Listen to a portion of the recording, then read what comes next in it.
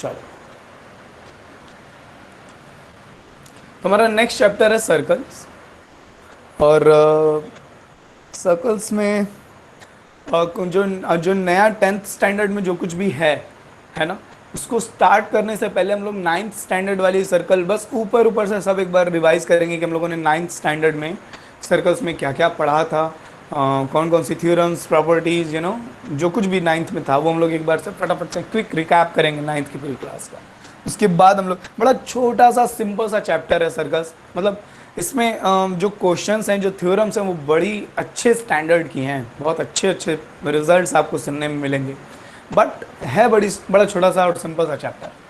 सो अगर अगर सिर्फ 10th का बात करें तो शायद एक लेक्चर में कंप्लीट हो जाएगा पूरा चैप्टर, बट हम लोग देंगे आराम से 2-3 लेक्चर लेंगे, हम लोग आराम से करेंगे सर।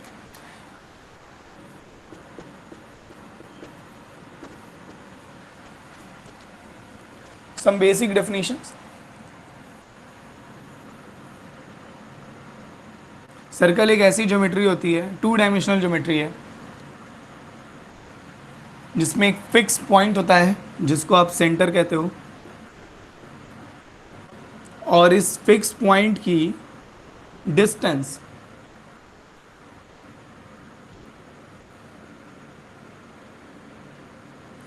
इस मूविंग पॉइंट से हमेशा फिक्स रहती है, कांस्टेंट रहती है।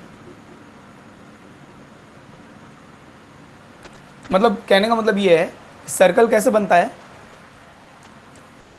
सर्कल कैसे बनता है, यहाँ पर एक यहाँ पर एक कील गाड़ दीजिए, खूंटी गाड़ दीजिए, और एक रस्सी से यहाँ पर एक भैंस को बांध दीजिए, और इस भैंस को चलने के लिए कह दीजिए कि ये भैंस गोल गोल गोल गोल ही घूमेगी, बिल्कुल सर्कुलर पाथ पे ही घूमेगी। तो एक्चुअली सर्कल जो है वो एक पार्टिकल का, एक मूविंग पार्टिकल का, ध्यान दीजिए, एक मूविंग पार्टिकल का पाथ होता है।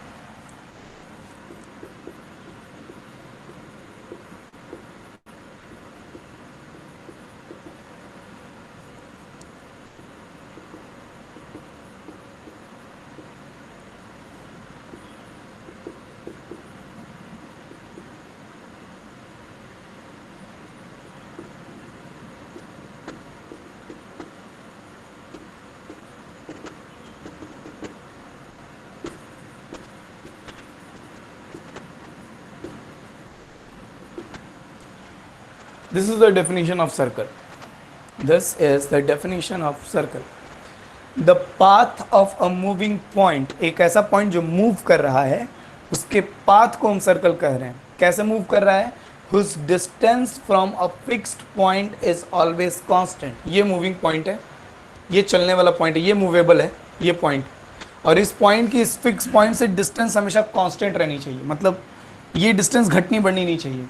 इस पॉइंट को ऐसे मूव करना है कि इसकी डिस्टेंस इस पॉइंट से हमेशा कांस्टेंट बनी रहे। मतलब अगर 3 सेंटीमीटर, अभी डिस्टेंस अगर 3 सेंटीमीटर है, तो इसको ऐसे मूव करना है, ऐसे आगे बढ़ना है कि ये डिस्टेंस 3 सेंटीमीटर ही रहे, फिक्स रहे वो डिस्टेंस। और अगर वो इस रूल को फॉलो करते हुए मूव कर रहा है, अगर ये मूविंग पॉइंट इस रूल को फॉलो करते हुए मूव कर रहा है, तो वो जिस पाथ पर मूव करेगा, जो पाथ बनाएगा, उस पाथ को हम क्या कहते हैं? सर्कल कहते हैं। That is a 2 dimensional shape. Okay, इस फिक्स पॉइंट को सेंटर कहते हैं।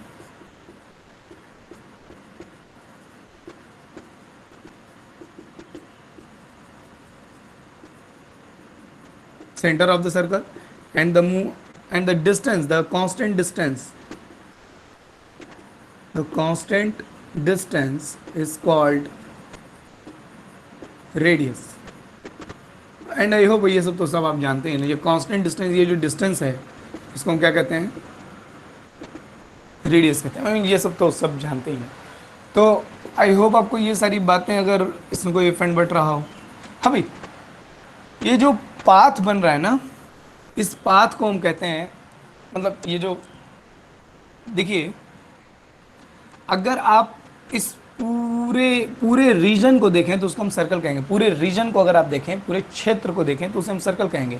और सिर्फ इसकी बाउंड्री को देखें तो the boundary of this path, the boundary of the shape is called क्या? The boundary of the shape is called circumference.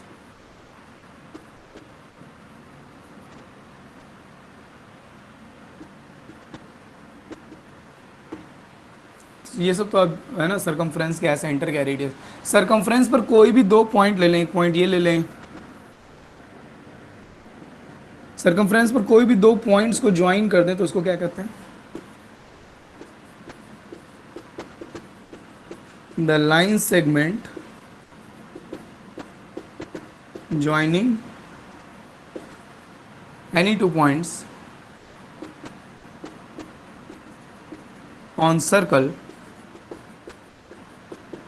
is called a chord. क्या कहते हैं? chord कहते हैं। ये सारे पॉइंट्स आप शॉर्ट में लिखेंगे जरूर अपनी कॉपी पर, मतलब मालूम है ये आप सबको मालूम है, बट एक शॉर्ट में आप ये सब पॉइंट्स लिख जरूर लीजिएगा। Okay, this will be helpful.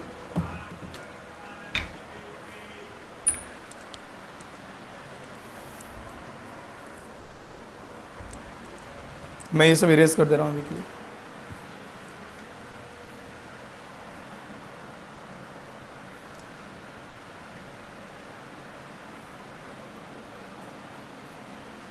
जैसे ही आपने कॉर्ड बनाई ना, which that is A B is a chord, अगर आपने कॉर्ड बनाई तो देखिए कॉर्ड जो है सर्कल को दो रीजन में डिवाइड करती है। Every cord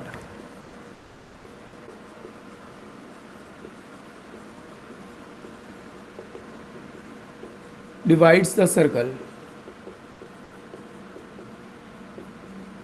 into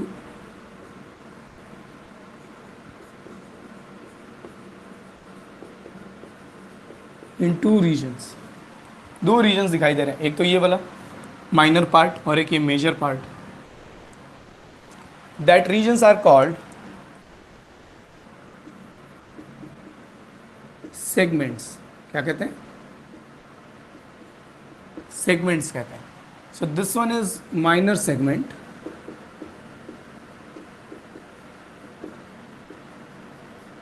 and this one, ये जो पूरा है ये ऊपर, ये ए बी के ऊपर का पूरा रीजन ये मेजर सेगमेंट हो जाएगा। ओके, तो मैं थोड़ा सा स्पेस बना लूँ यहाँ पे।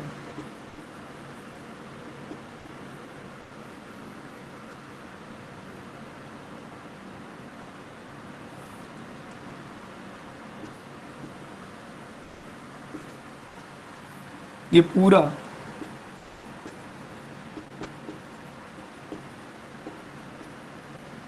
मेजर सेगमेंट हो जाएगा एंड नीचे वाला ये माइनर सेगमेंट हो जाएगा। ठीक है, इन्हें जो कॉर्ड होती है सर्कल की, वो सर्कल को दो पार्ट्स में, दो हिस्सों में डिवाइड करती है, और उन पार्ट्स को हम सेगमेंट्स वर्ड यूज़ करते हैं, सेगमेंट्स कहते हैं। सेगमेंट माने खंड, हिस्सा।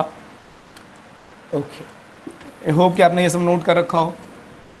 ठीक है, अगर नहीं नोट किया तो एक स्क्रीनशॉट ले लेना। चलो,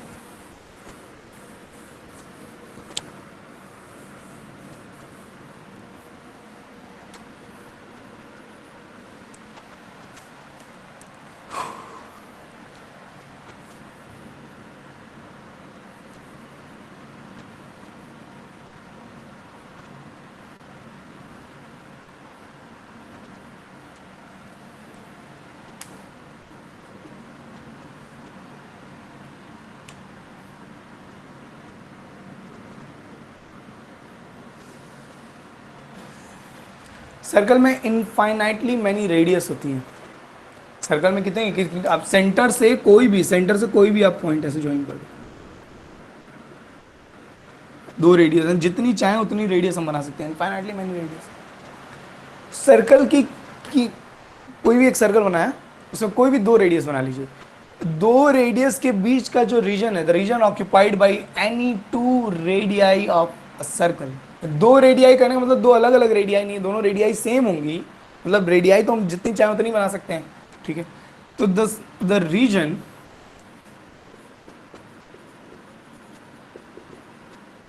occupied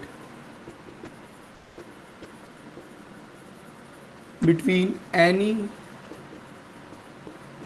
two radii of a circle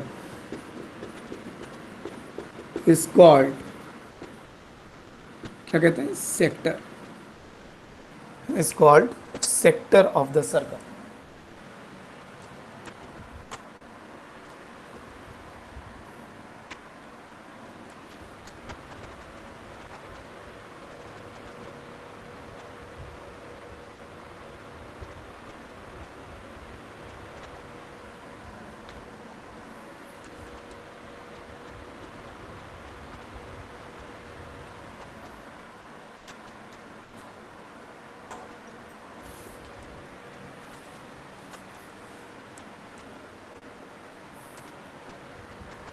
तो हम लोगों ने अब तक क्या क्या पढ़ लिया, सर्कल क्या है, सेंटर क्या होता है, रेडियस क्या होती है, रेडियस के डबल को डायमीटर कहते हैं, है ना, कॉर्ड क्या है, माइनर सेगमेंट मेजर सेगमेंट क्या है, और अभी अभी हम लोगों ने पढ़ा सेक्टर क्या है। दो रेडियस, कोई भी एक रेडियस ये और ये भी रेडियस ये वाला रीजन जो है, दो रेडियस के बीच का रीजन, तो एक तो ये है और एक ये वाला भी तो है। दो रेडियस के बीच के रीजन को हम the region occupied by the region occupied between any two radius, इन्हें सेगमेंट्स कहते हैं, सेक्टर कहते हैं। एक सेक्टर ये और एक सेक्टर ये छोटा वाला और ये बड़ा वाला, इसे कहेंगे माइनर सेक्टर। डायग्राम बना लेना ताकि आपको अंडरस्टैंड, अगर आप जानते हैं तो that is all okay for me. और इसे मेजर सेक्टर कहते हैं। तो ये सब टर्म्स हैं, टर्मिनोलॉजी है सर्कल की। जैसे जैसे किसी क्वाड्रिलेटरल में साइड्स होते हैं, कॉर्नर्स होते हैं, एंगल्स होते हैं, डायगनल्स होते हैं, उसी तरीके से सर्कल में रेडियस है, सेक्टर है, सेगमेंट है, कॉर्ड है, सेंटर है, डायमीटर है। ये सब बस basic terminology. Okay, I think मैंने सेक्टर सेगमेंट सब बता दिया।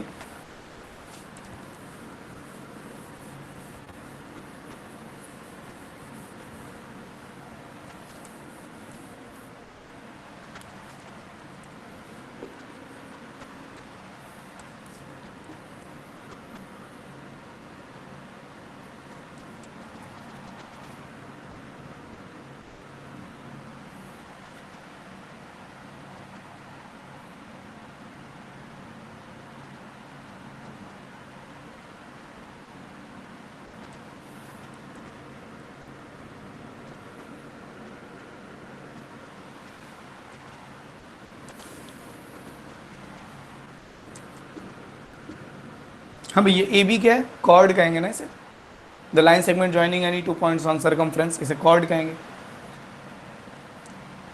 हर कॉर्ड जो है वो सर्कमफ्रेंस को, सर्कल को नहीं, हर कॉर्ड सर्कल को दो पार्ट में डिवाइड करती है, माइनर सेगमेंट मेजर सेगमेंट, और हर कॉर्ड जो है वो सर्कमफ्रेंस को भी दो पार्ट में डिवाइड करती है। एक तो ये वाला,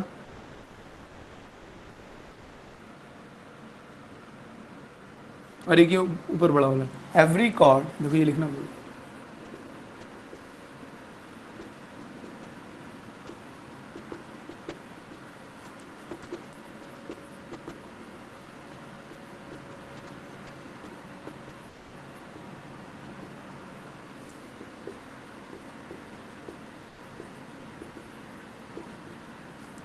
इसको कहते हैं आर्क्स। ठीक है, तो ये ए बी एक आर्क है और ये बी ए भी एक आर्क है। This is an arc.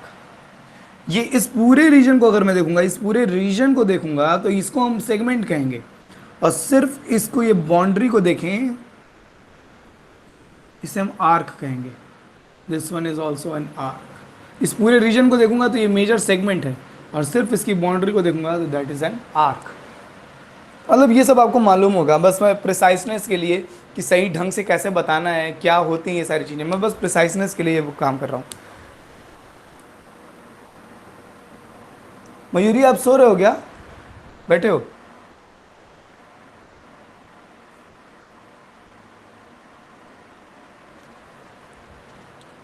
चलो यहाँ ध्यान देते हैं। तो ये तो एक तो ये कॉर्ड हो गई, ठीक है, और ये आर्क हो गई। आर्क का नाम कैसे लिखते हैं? इसको ए बी आर्क लिखेंगे या बी ए आर्क लिखेंगे, बताओ जरा तो मुझे। इसको क्या लिखेंगे, ए बी आर्क लिखें, बी ए आर्क लिखें, या दोनों लिखना है? ठीक है, बताओ तो जरा।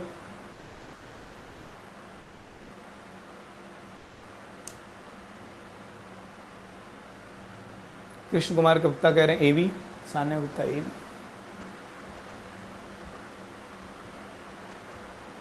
सब कह रहे हैं ए बी। वेरी गुड, अरे वाह भाई। क्यों ए बी क्यों लिखा जाएगा, बी ए लिखने में क्या दिक्कत है? माइक्रोफोन ऑन करके कोई बताओ, अपना माइक्रोफोन ऑन करो और कोई बताओ, कोई बताओ। सर हमेशा आप प्रीफर करते हैं अल्फाबेटिकल ऑर्डर। क्या?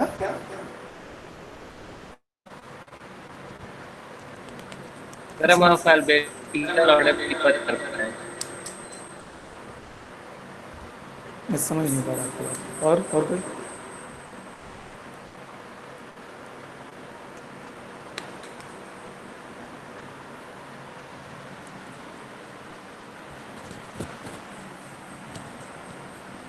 ए बी ही क्यों लिखना ठीक है, बी ए लिखने में क्या प्रॉब्लम है? कोई बताओ।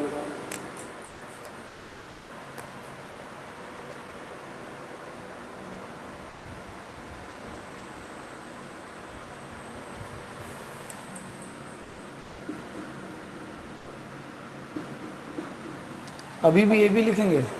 मिस्टर सत्यम कुमार, मिस्टर सत्यम, अभी भी ए बी लिखेंगे?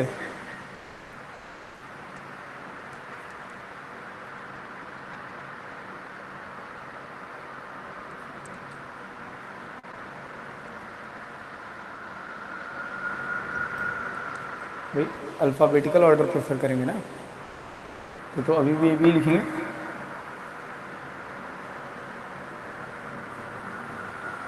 कोई बताओ, इसको बी ए लिखने में क्या प्रॉब्लम है? कुछ भी लिख सकते हैं, मतलब ए बी लिखें, बी ए लिखें।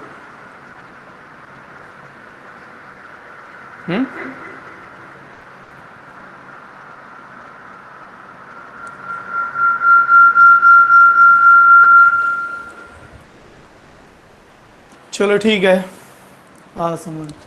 Mayuri Malhotra, we always prefer to start from left to right. Diameter AB denotes similar arc and BA denotes larger arc. Sir clockwise direction में लिखते हैं, एंटी क्लॉकवाइज। सान्या गुप्ता का आंसर बिल्कुल सही है। मैथमेटिक्स में हमेशा एंटी क्लॉकवाइज डायरेक्शन ही ली जाती है। मैथमेटिक्स में हमेशा एंटी क्लॉकवाइज डायरेक्शन ली जाती है। सो सान्या इज राइट। आप अगर ऐसे लिखा हुआ है तो एंटी क्लॉकवाइज ऐसे चलेंगे, ऐसे एंटी क्लॉकवाइज सेंस में लिखा जाता है। तो अगर आपको इसको लिखना है तो आप बी ए लिखेंगे। ये माइनर आर को लिखना है तो बी ए लिखेंगे, और मेजर आर को लिखना है तो ऐसे लिखेंगे ए बी।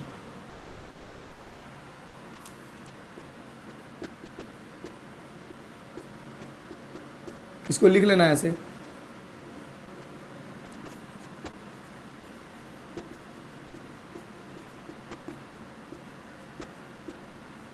हाँ भाई ठीक है, हाँ भाई ठीक है, इसको लिख लेना ऐसे।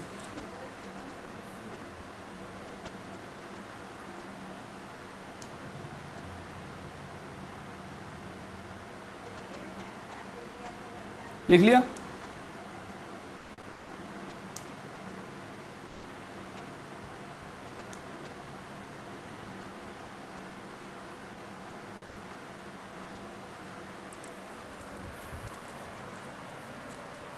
भाई गलत लिखा है ना ये। माइनर ए, ये माइनर वाली आर्क ए बी लिखेंगे कि बी ए लिखेंगे? तो बोल भी नहीं रहा है। हाँ लिख लिया सर, जो आपने बताया लिख लिया। और मेजर आर्क को क्या लिखेंगे? ए बी लिखेंगे। माइनर आर्क बी ए एंटी क्लॉकवाइज सेंस में, और मेजर ये बड़ी वाली आर्क ए बी। ठीक है, अब सही लिखा हुआ है, अब सही लिखा हुआ है, B A and A B. Okay, अब सही लिखा हुआ है। चलो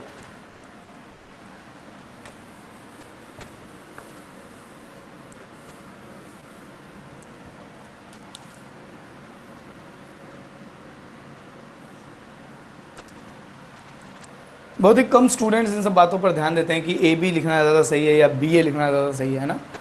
एंड वेरी गुड सान्या। चलो तो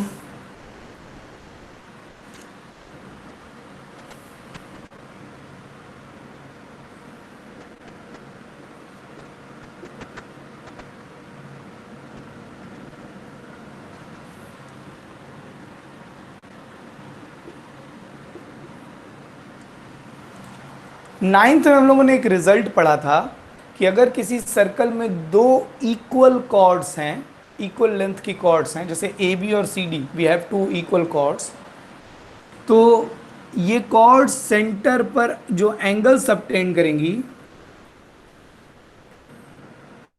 ठीक है, the angle subtended at the centre by two equal chords in a circle are also equal. यानी कि अगर अगर अगर सी डी और ए बी इक्वल है तो ये वाला एंगल और ये वाला एंगल भी इक्वल होगा।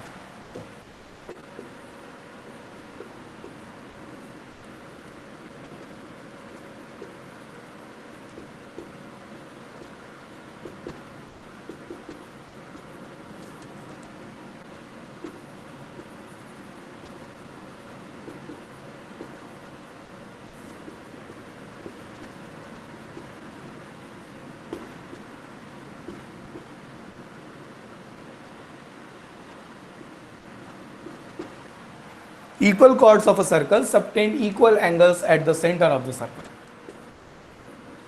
ये हम लोगों ने पढ़ा. प्रूविंग बड़ी आसान है, कॉन्ग्रुएंसी से प्रूफ हो जाएगा और आप you better know how to prove this one. Okay, एक और बात, इसका कन्वर्स भी ट्रू है.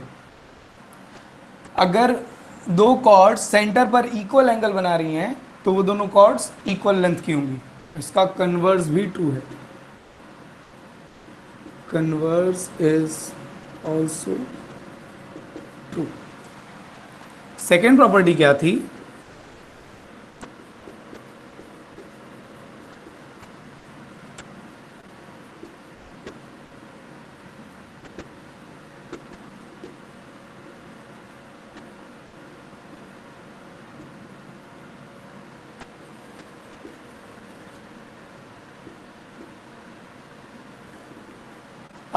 अगर एक सर्कल में दो इक्वल कॉर्ड्स हैं तो उनकी करस्पॉन्डिंग आर्क भी इक्वल होगी. मतलब अगर ए बी और सी डी इक्वल है तो ए बी के करस्पॉन्डिंग आर्क, अगर मैं माइनर आर्क की बात करूं, और सी डी के करस्पॉन्डिंग आर्क, ये आर्क भी इक्वल होंगे. अगर कॉर्ड्स बराबर हैं तो आर्क्स बराबर होंगी, आर्क्स बराबर हैं तो कॉर्ड्स बराबर होंगे, सेंटर पर एंगल. मतलब ये तीनों चीजें वाइस वर्सा ट्रू होती हैं. The length of the arc, the length of the chord, the angle subtended at the centre, ये तीनों, अगर आप समझिए बात को, अगर किसी सर्कल में दो आर्क लेंथ इक्वल हैं तो उन आर्क लेंथ के करस्पॉन्डिंग कॉर्ड्स भी इक्वल होंगी, और अगर कॉर्ड्स इक्वल हो गई तो वो सेंटर पर एंगल भी इक्वल बनाएंगे. सिमिलरली अगर दो कॉर्ड्स इक्वल हैं तो उनके करस्पॉन्डिंग आर्क इक्वल होगी और सेंटर पर एंगल भी इक्वल बनेंगे. सिमिलरली अगर दो कॉर्ड सेंटर पर इक्वल एंगल बना रहे हैं तो वो कॉर्ड्स इक्वल होंगे, कॉर्ड्स इक्वल होंगे तो करस्पॉन्डिंग आर्क भी इक्वल होगी. मतलब ये तीनों चीजें, length of arc, length of chord and the angle subtended at the centre, ये तीनों एक दूसरे से जुड़े रहते हैं. अगर आर्क लेंथ बराबर हो गई तो कॉर्ड भी बराबर होगी, सेंटर पर एंगल भी वही बनेगा. अगर सेंटर पर एंगल बराबर बना रही हैं दो कॉर्ड, सेंटर पर एंगल बराबर बना रही हैं तो कॉर्ड्स बराबर होंगी, कॉर्ड्स बराबर होंगी तो आर्क लेंथ भी बराबर हो जाएगी. ये तीनों चीजें एक दूसरे से जुड़ी हुई रहती हैं. ठीक है, तो इसका कन्वर्स भी ट्रू है.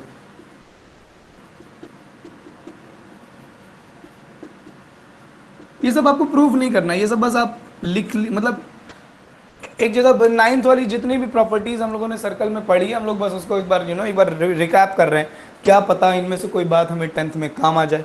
ठीक है, बस एक रिकैप कर रहे हैं, जनरली रिकैप कर रहे हैं. तो ये सब पढ़ा है आप लोगों ने, ऐसा नहीं है. ओके,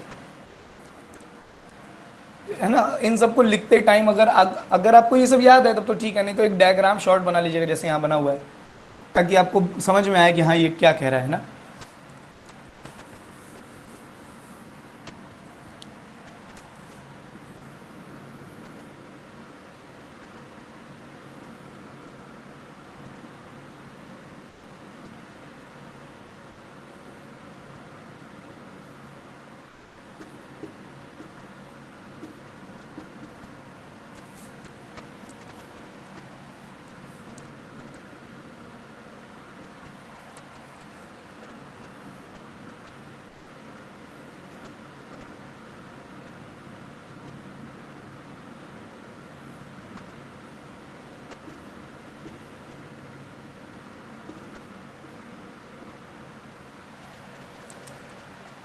भाई ये एक आर्क ए बी है और सेंटर से इसकी डिस्टेंस ओ पी है.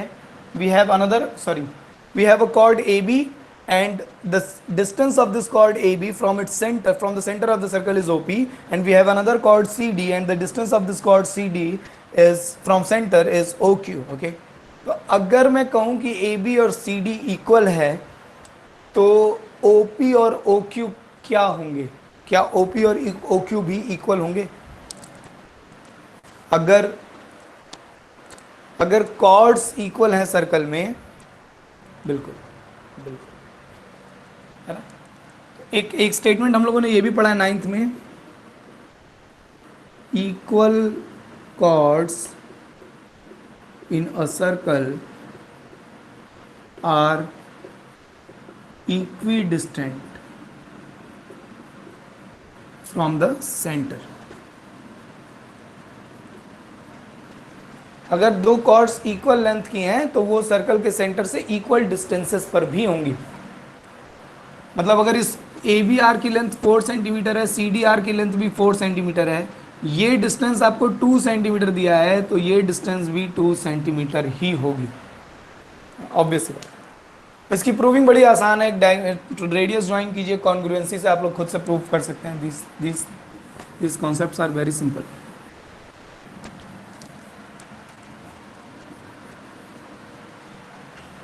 और क्या क्या पढ़ा हम लोगों ने? और सर्कल की कोई प्रॉपर्टी याद कराओ, आप ही में से कोई याद कराओ, मुझे याद नहीं आ रहा। एनीवन?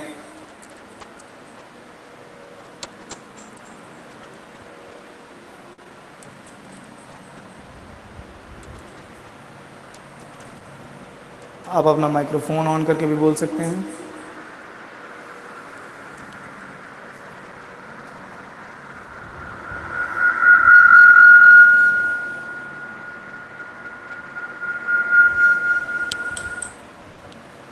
साइक्लिक क्वाड्रिलेटरल, अच्छा साइक्लिक क्वाड्रिलेटरल तक तो हम जाएंगे, उसके अलावा एंगल्स इन सेमी सर्कल, हाँ ये सब हम लोग जाएंगे, ये सब।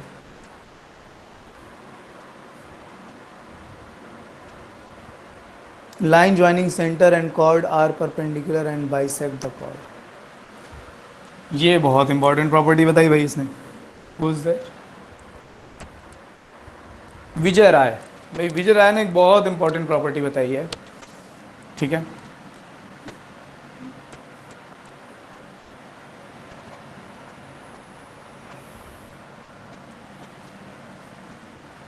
ऐसा कुछ होता है ना,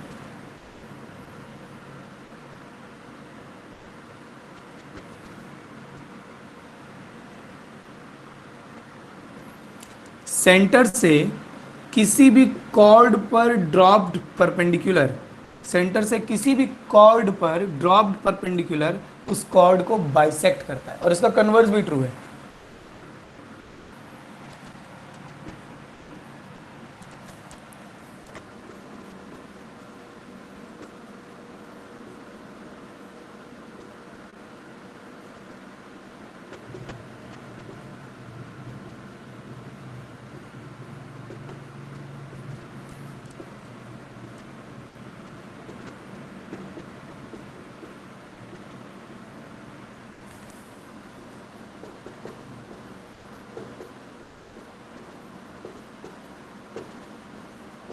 The perpendicular from the center of a circle, the perpendicular from the center of a circle to any of its chord, circle के सेंटर से सर्कल की किसी भी कॉर्ड पर डाला गया परपेंडिकुलर बाइसेक्ट्स दैट कॉर्ड, उस कॉर्ड को आधा आधा कर देता है, हाफ ऑफ कर देता है।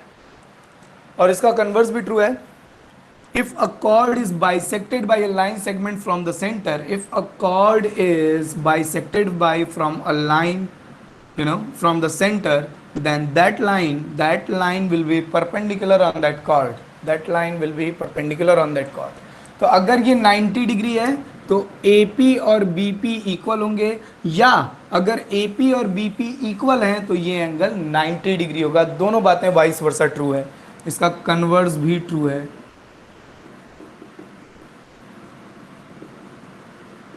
है ना, ये सारी प्रॉपर्टीज हम, और ये सब प्रूफ किया जाता था 9th में एकदम। हाँ, मनी ने भी बहुत इंपॉर्टेंट चीज बताई है, there is one and only one circle that can pass through 3 given non collinear points. Very good, very well written.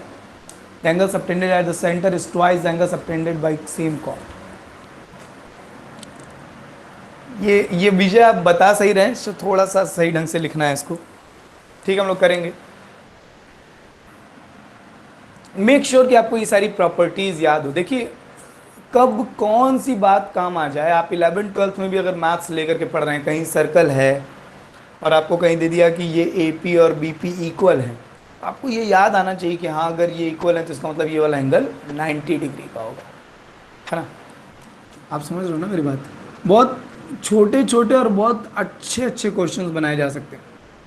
मान लीजिए आपको ये पूरी कॉर्ड की लेंथ दे दे 10 सेंटीमीटर, पूरी कॉर्ड की लेंथ 10 सेंटीमीटर दे दे, और ये कह दे कि AP और PB इक्वल है, AP and PB are equal, ये दे दे, ठीक है, और इसकी कोई वैल्यू दे दे मान लीजिए 3 सेंटीमीटर, और आपसे पूछे कि सर्कल की रेडियस बताओ,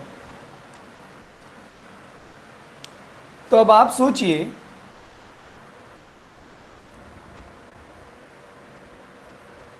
ठीक है विजय, हम उसकी बात करेंगे।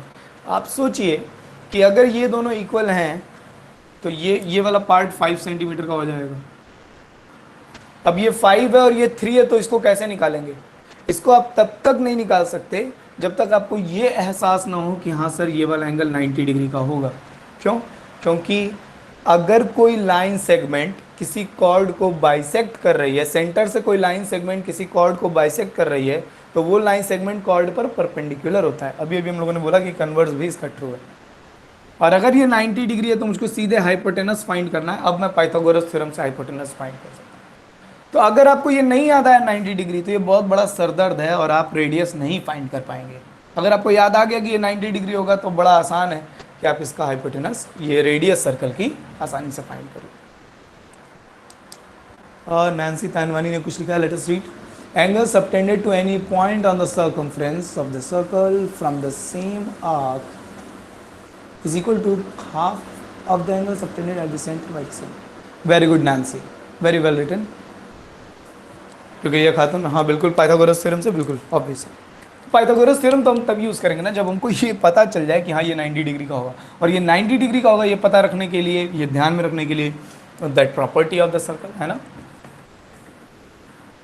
एक्चुअली 9th में ही हम लोग सर्कल बड़ा ठोस पढ़ते हैं, और जो सबसे ज़्यादा इम्पॉर्टेंट रिजल्ट्स हैं ना सर्कल्स को लेकर के, वो सब 9th में ही पढ़े हैं एक्चुअली हम लोगों ने। ओके, सो नेक्स्ट ये सब इरेज कर रहा हूँ मैं अब।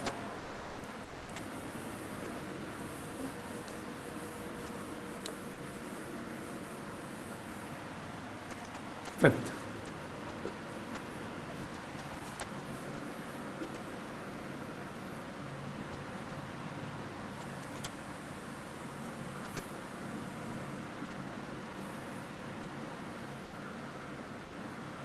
नैन्सी ने बहुत अच्छे से ढंग से थ्योरम लिखी है।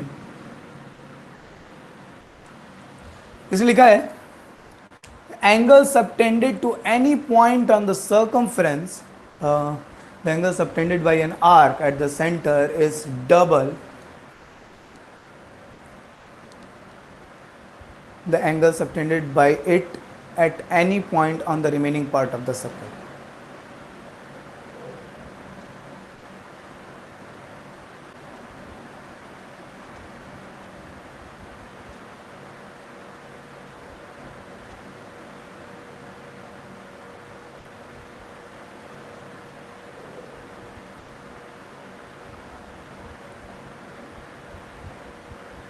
कृष्णा ने भी बहुत एकदम सही ढंग से बात लिखी है, बट यू नो मतलब वो भी एकदम एकदम वेल रिटन है। ऐसा नहीं है कि कृष्णा की और नैन्सी की अलग बातें अलग अलग, एकदम सही लिखा हुआ है।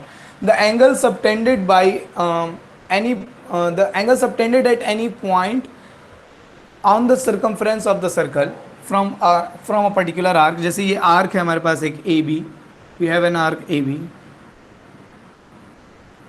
इस आर्क की बात हो रही है, सॉरी इस आर्क की बात हो रही है। ये आर्क ए बी जो है सर्कल के सर्कमफ्रेंस पर ये एक एंगल बना रही है, और यही आर्क ए बी सेंटर पर भी कोई एंगल बना रही है, सेंटर पर भी।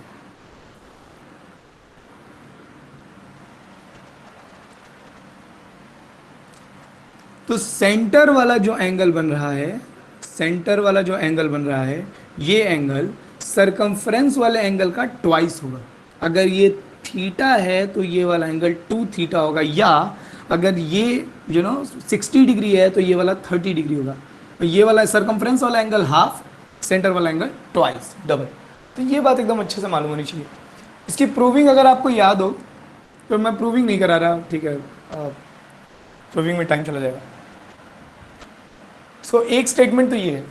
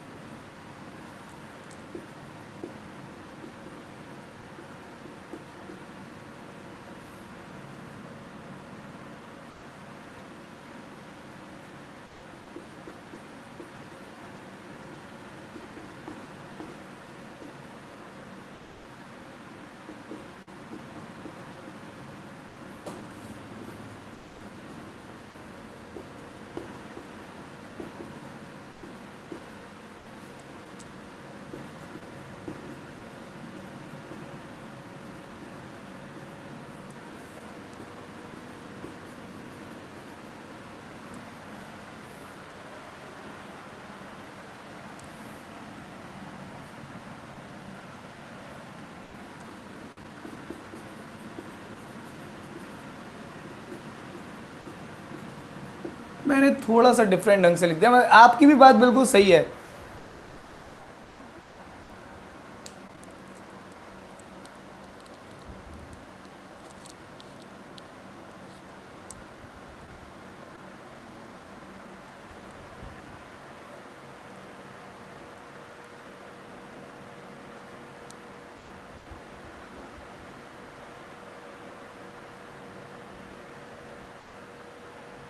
हाँ बिल्कुल, आप आर्क भी कह सकते हैं, आप कॉर्ड भी कह सकते हैं। पहला स्टेटमेंट याद कीजिए, हर आर्क के करस्पॉन्डिंग एक कॉर्ड होती है और हर कॉर्ड के करस्पॉन्डिंग एक आर्क होती है। तो आप यहाँ आर्क वर्ड भी यूज़ कर सकते हैं, आप यहाँ कॉर्ड वर्ड भी यूज़ कर सकते हैं, कोई पंगा नहीं है। ठीक है, छोटी छोटी बातों के लिए आपस में लड़ाई नहीं करते। चलो यहाँ ध्यान दो, यहाँ लिखा हुआ है the angle subtended by any arc, ये आर्क है ये भी, the angle subtended by any arc eight of a circle at its centre. तो कोई भी आर्क सेंटर पर जो एंगल बना रही है, this angle is twice of, this angle is twice of the angle, which angle subtended by the same arc, यही arc. ठीक है, इन द ऑल्टरनेट सेक्टर। अब देखिए, आप बात समझिए, अगर ये आर्क सेंटर पर कोई एंगल बना रही है तो ये एक सेक्टर बन गया, ये एक सेक्टर है, हमने पढ़ा है सेक्टर क्या होता है भाई। अब इस सेक्टर को छोड़ करके ऑल्टरनेट सेक्टर में कहीं पर भी यही आर्क ऑल्टरनेट सेक्टर में कहीं पर भी एंगल बनाएगी तो उस एंगल का ट्वाइस होगा ये सेंटर वाला angle. Am I clear to all of you?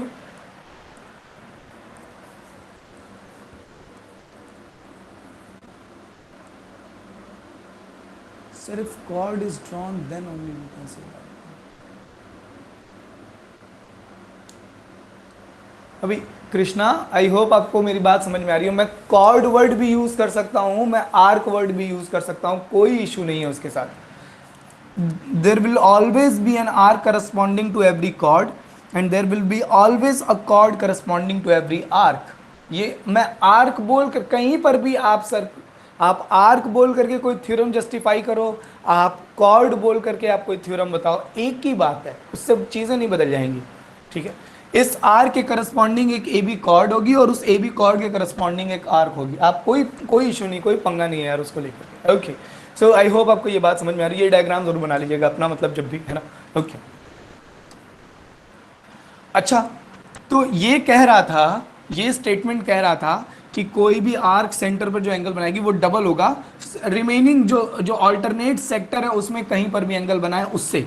मतलब अगर ये इधर भी बना रहा होता, यही ए बी आर्क अगर इधर एंगल बना रहा होता तो इसका भी डबल है ये, इसका भी डबल है ये। यही ए बी आर्क इधर एंगल बना रहा होता तो इसका भी डबल है ये। मतलब ये एंगल इसका भी डबल है, इसका भी डबल है, इस पर मतलब ये सारे एंगल इसका हाफ है। ये भी थीटा होगा, ये भी थीटा होगा, ये भी थीटा होगा। ओहो हो, मतलब ये ए बी कॉर्ड इधर वाला ये एक सेगमेंट है और ये नीचे वाला माइनर सेगमेंट और ये मेजर सेगमेंट है। तो the angles formed in a segment, in a particular segment, एक ही सेगमेंट में जितने भी एंगल बनते हैं, सेगमेंट में एंगल कहां बनेंगे? सरकमफ्रेंस पर। एक ही सेगमेंट में जितने भी एंगल्स बनते हैं वो सारे आपस में इक्वल होते हैं। The angles of a particular segment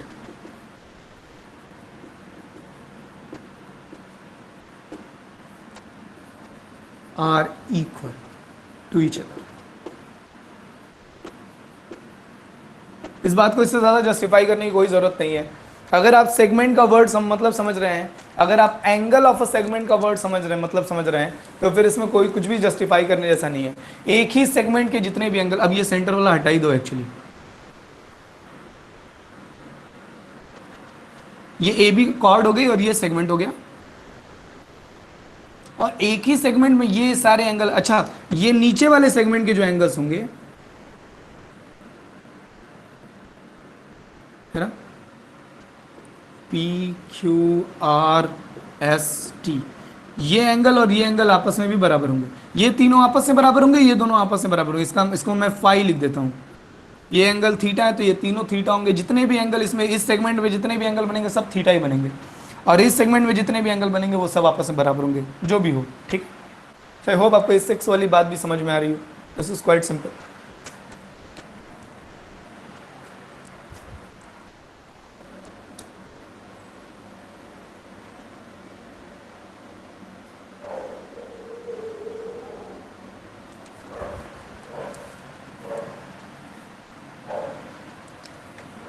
चलो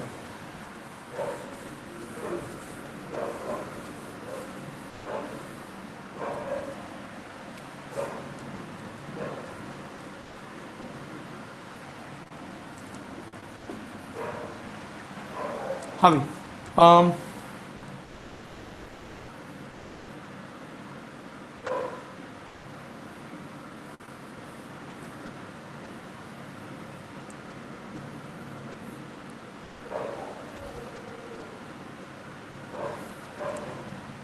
ये भी एक आर्क है ना sir,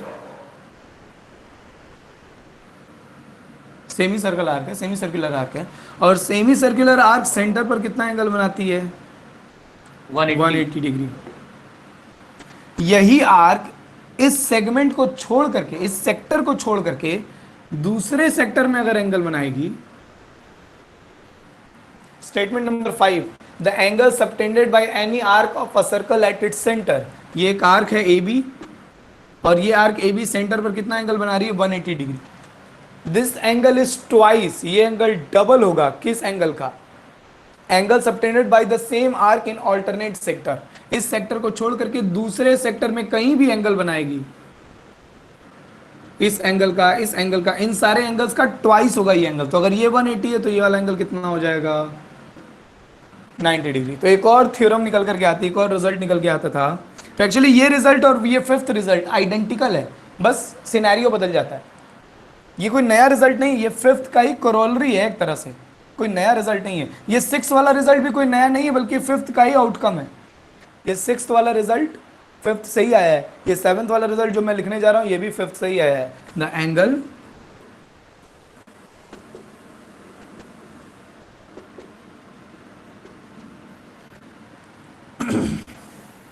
angle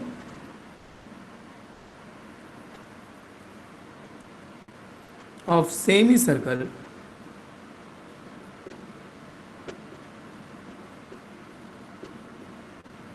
is always a right angle। इसका कन्वर्स भी ट्रू होगा। अगर किसी सेगमेंट में राइट एंगल बन रहा है, अगर किसी सेगमेंट में राइट एंगल बन रहा है, अगर कहीं पर भी किसी ये सेगमेंट है, इस सेगमेंट में राइट एंगल बन रहा है, तो वो कॉर्ड डायमीटर होगी और वो आर्क सेमी सर्कुलर आर्क होगी, है ना? समझ रहे बात को ना? अगर किसी सेगमेंट में 90 डिग्री का एंगल बन रहा है तो ये जो कॉर्ड होगी, उस सेगमेंट की जो कॉर्ड होगी वो कॉर्ड डायमीटर होगी, ये जो आर्क होंगी ये सेमी सर्कुलर आर्क होंगी। सिंपल, ठीक है? चलो, तो आई होप आपको ये फिफ्थ सिक्स सेवन जो कि बहुत इंपॉर्टेंट हैं, ये सब बातें, ये सारे रिजल्ट्स एकदम अच्छे से समझ में आ रहे होंगे, ठीक है? मैं इन तीनों को अब इरेज करने जा रहा हूँ। If you want then you can take a screenshot. Make sure ये सब आप लिखे रहिएगा एक जगह। सर्कल स्टार्ट करने से पहले रिकैपिटलाइजेशन, रिकैप हमारा क्लास 9th का 2 पेजेस लिख लेना इस पर, ठीक है? एक दो पे बस स्टेटमेंट लिख लेना, मत प्रूविंग वूविंग करना, बस लिख लेना। हमें बस बोर्ड पे एग्जाम पे भी आप जाएंगे तो आपको एक बार रीडिंग लगा लेंगे कि हाँ क्या क्या हमने 9th में पढ़ा है, शायद कोई रिजल्ट काम आ जाए, शायद ऑब्जेक्टिव में कोई इस पर क्वेश्चन आ जाए 1 नंबर का, है ना?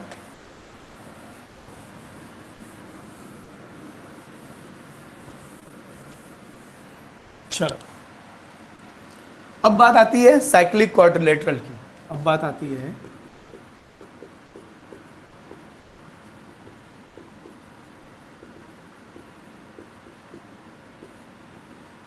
what do we mean by a cyclic quadrilateral?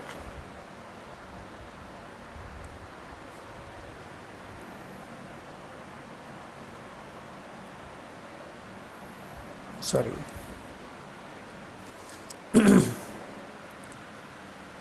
एक ऐसा क्वाड्रिलेटरल, एक ऐसा क्वाड्रिलेटरल जिसके सारे वर्टिसेस एक सर्कल पर हैं, ठीक है?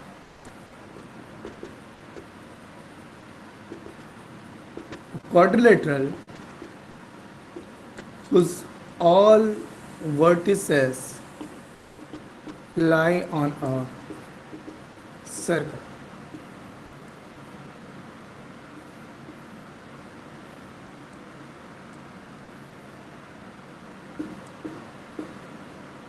चारों कॉर्नर, एक भी कॉर्नर अगर सर्कल से हटा, सर्कल के अंदर रह गया या सर्कल के बाहर चला गया, तो that will not be a cyclic quadrilateral. एक ऐसा क्वाड्रिलेटरल जिसके चारों वर्टिसेस सर्कल पर हों, ठीक है.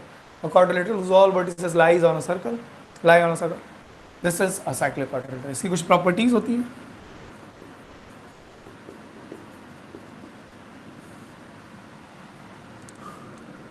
ये इंटीरियर एंगल्स होते हैं क्वाड्रिलेटरल के. आई मीन ऑब्वियस, ये तो हम जानते ही हैं सर. और जब आप इस साइड को आगे बढ़ा दें तो इसको एक्सटीरियर एंगल कहते हैं. This is the exterior angle. तो सबसे पहली प्रॉपर्टी क्या है इसकी?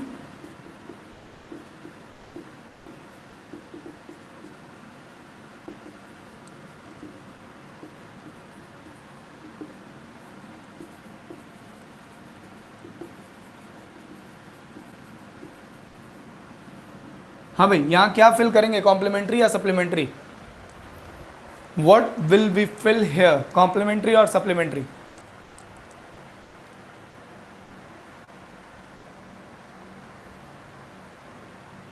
Very good. सप्लीमेंट्री मतलब ये 180. और साइक्लिक क्वाड्रिलेटरल के अपोजिट एंगल्स जो होते हैं, अपोजिट एंगल्स का जो सम है वो 180 डिग्री होता है. और अगर 180 डिग्री होता है तो वो एंगल्स कैसे कहलाएंगे? सप्लीमेंट्री एंगल्स कहलाएंगे.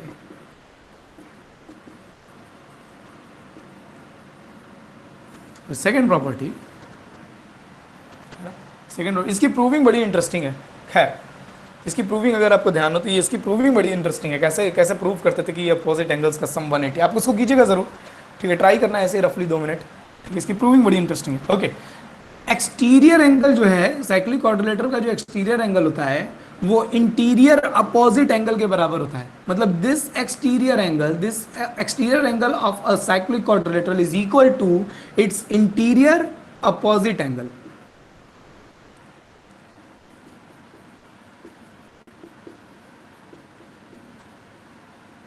The exterior angle of a cyclic quadrilateral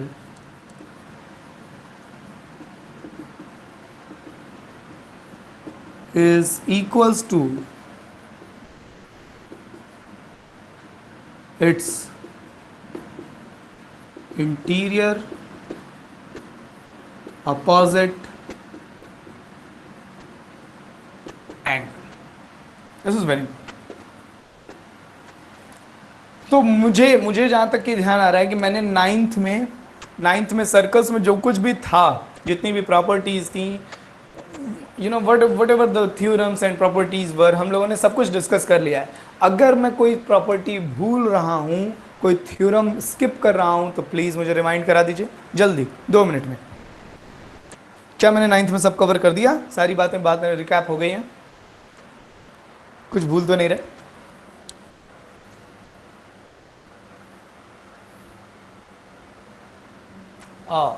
money की बात एक, अभी इसको अलग से लिख लेना. ये कंस्ट्रक्शन वाइज बहुत इंपॉर्टेंट है, इसको अलग से लिखिएगा. मैं नंबरिंग भूल गया, मैंने कितने पॉइंट्स लिखवाए हैं.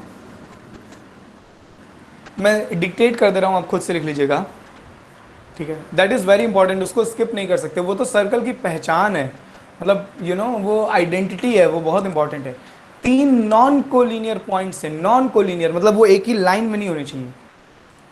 एक यहाँ तो दूसरा तीसरा पॉइंट आपको इस लाइन में नहीं लेना, इन दोनों इनको इनसे जाने वाली लाइन से हट करके. एक पॉइंट यहाँ, एक पॉइंट यहाँ, एक पॉइंट यहाँ.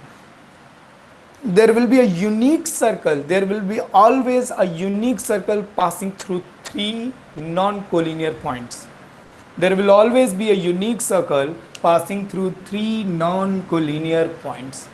3 non-collinear मतलब वो एक ही लाइन में नहीं होने चाहिए. अगर 3 non-collinear points हैं तो उन तीनों से हो करके एक और सिर्फ एक ही सर्कल बना सकते हैं.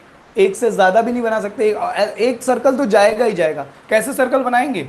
अगर आपको याद हो कंस्ट्रक्शन वाला वर्क, इसको ज्वाइन करेंगे, इसका परपेंडिकुलर बाइसेक्टर करेंगे, इसको ज्वाइन करेंगे, इसका परपेंडिकुलर बाइसेक्टर करेंगे. आई होप आपको नहीं याद, मैं डायग्राम बनाता हूँ.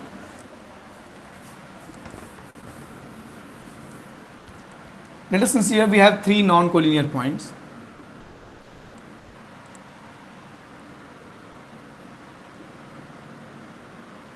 कोई भी 2 ज्वाइन, इनको ज्वाइन करके इसका परपेंडिकुलर बाइसेक्टर करो. ऐसे करते हैं ना परपेंडिकुलर बाइसेक्टर. इनको ज्वाइन कर लो और इसका परपेंडिकुलर बाइसेक्टर करो, परपेंडिकुलर बाइसेक्टर। ये परपेंडिकुलर बाइसेक्टर्स जहां मिलेंगे ना, this will be centre, this will be the centre of the circle. अब इस सेंटर को, इसको सेंटर बना करके ये रेडियस, ये डिस्टेंस और ये डिस्टेंस, ये तीनों बराबर आएगी। यहां से इसकी इसकी ये तीनों कॉर्नर की डिस्टेंस बराबर आएगी। घुमा देना, आपका क्या बन जाएगा, सर्कल बन जाएगा। अगर सर्कल बन नहीं रहा है मतलब आप सर्कल बनाओगे बन जाएगा, ठीक है। सो ये बड़ा सिंपल है और सबसे बड़ी बात इसकी प्रूविंग कंस्ट्रक्शन पर बेस्ड होती है। तो there will always be a unique circle passing through three non-collinear points. There will always be a unique circle passing through three non-collinear points. Anything else? अमनी अच्छा किया तुमने बता दिया है, ये बहुत इंपॉर्टेंट है, इसको तो हम एकदम इग्नोर नहीं कर सकते, तो है ना, ये बहुत, ये तो सर्कल की पहचान है, ये डेफिनेशन जो है, देयर विल ऑलवेज बी। चलो, तो हम लोगों ने 9th का पूरा सर्कल रिकैप कर लिया। कल हम लोग पढ़ेंगे टेंजेंट्स के बारे में। अब 10th की सर्कल में कौन कौन सी नई टर्मिनोलॉजी एडेड है उसके बारे में हम लोग बात करेंगे, ठीक है। आई होप ये लेक्चर से आप थोड़ा सा सर्कल में कंफर्टेबल हो गए होंगे कि हाँ ये चीज़ें पढ़ी हैं, थोड़ा याद आ गया होगा और अब हम 10th की चीज़ें पढ़ने के लिए पूरी तरह से तैयार हैं, वार्म अप हैं, है ना। कल हम लोग सर्कल्स पढ़ेंगे, स्टार्ट करेंगे क्लास 10th की। आज की क्लास में इतना ही। This is Shubham Poddar signing off from today's class. टडास।